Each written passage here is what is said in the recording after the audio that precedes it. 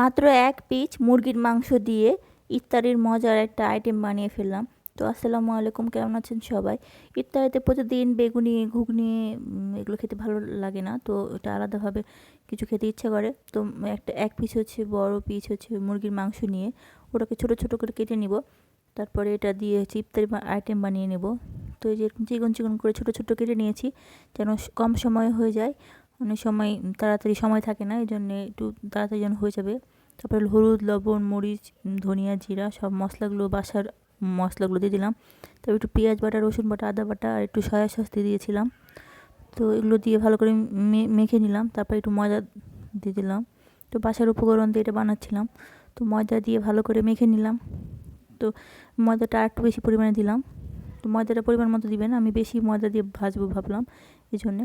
তারপরে ময়দাতে ভালো করে মাখিয়ে নিয়ে বেশি তেলে দিয়ে দিতে হবে। তা আমি এইভাবে ছুটিয়ে ছুটিয়ে দিচ্ছিলাম, যেন একটার সঙ্গে একটা না লেগে যায়, ছড়িয়ে ছড়িয়ে দিচ্ছিলাম। আর তারপরে ভাজানো হয়ে গেলে উল্টে দিব। তো এভাবেই কম সময়ে ইফতারি আইটেম বানানো হয়ে যাবে। তো এভাবে কিছুক্ষণ সময় নিয়ে ভাজতে হবে, যেন ভালোভাবে সিদ্ধ হয় মাংসটা। আর যেহেতু ছোটো ছোটো করে কাটা থাকে, তো সহজেই হয়ে যায়। তারপরে আমি হচ্ছে এভাবে উঠিয়ে নিই। তো এসে সসের সঙ্গে খুব ভালো লাগে খেতে। আমাদের বাসায় আমার বাচ্চাদের জন্য ইফতারি আইটেম তৈরি করলে তখন এটা করতে হয়, আর আমাদের বাসায় সবাই খুব পছন্দ করে। অন্যান্য আইটেমের সঙ্গে একটু আলাদা আইটেম হয়, এই জন্যে। তো তারপরে আমি বাটিতে সার্ভ করে নিয়েছি। তারপর আমি বাটিতে সসের সঙ্গে সার্ভ করে পরিবেশন করে দিয়েছিলাম। তো ভিডিওটি ভালো লাগলে সবাই লাইক কমেন্ট করে পাশে থাকবেন।